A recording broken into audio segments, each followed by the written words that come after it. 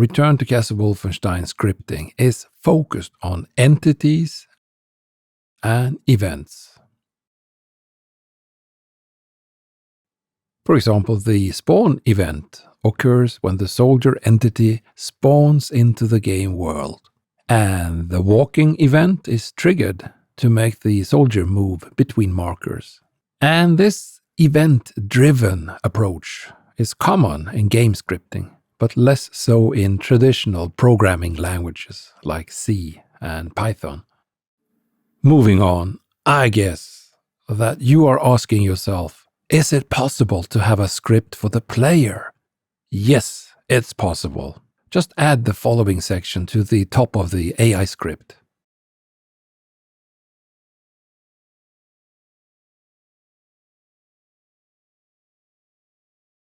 This will be a specific part of the AI script that focuses on you, the player.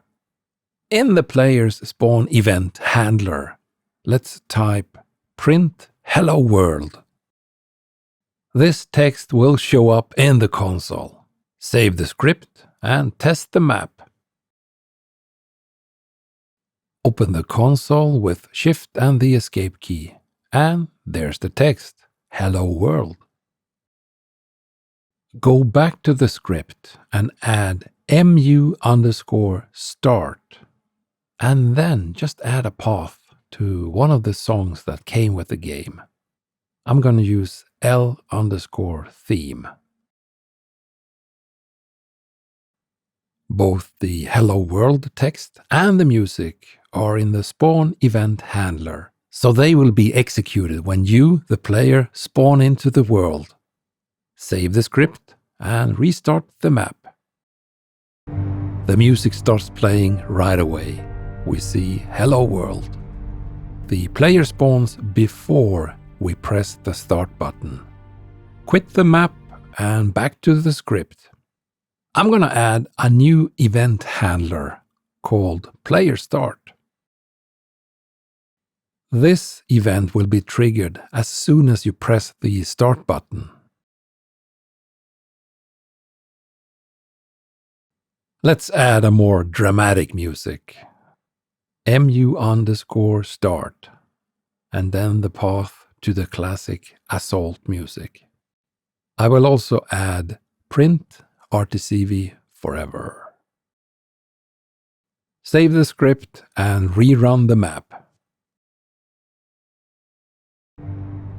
At first, we hear that soft music, and in the console, we only see one text, hello world.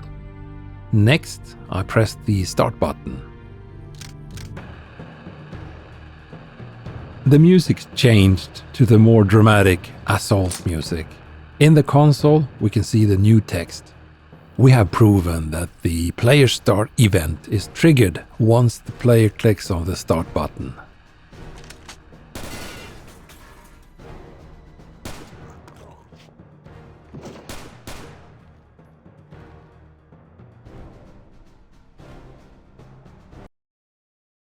The music that comes with the original game is in this PK3 folder. Steam apps, common, Return to Castle Wolfenstein, main, and the sp_pack1.pk3. I use the software WinRAR to open all my PK3 files.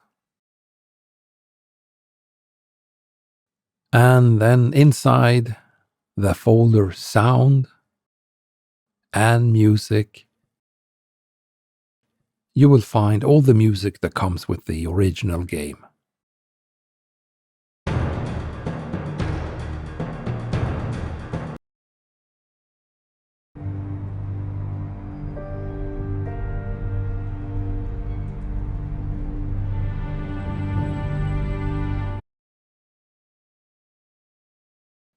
One final example. In the player's script, add the following event. Trigger XXX.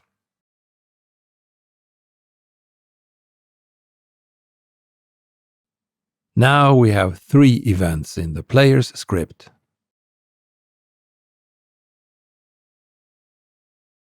When it comes to the naming convention of these events, sometimes you have to use fixed names, names that are predefined. You just have to use them. And sometimes you can use your own name for the event handler. And just write the command mu_stop. This command will, of course, end the music. And the reason why I wrote XXX is just to show you that it doesn't really matter what I write here.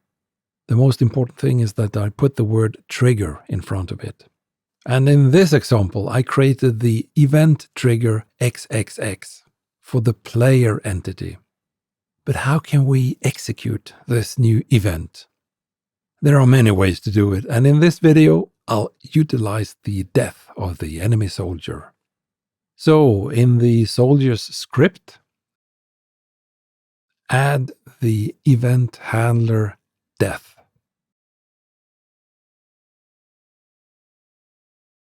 It will, of course, be executed when the soldier dies. And then finally, add the following command: trigger player XXX.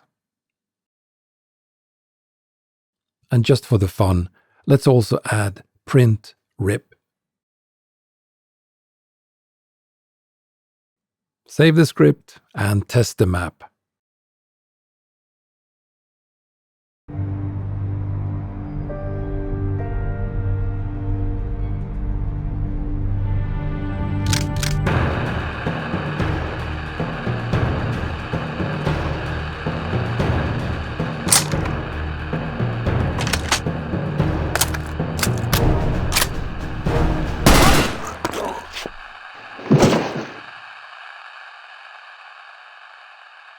What can I say other than it seems to be working?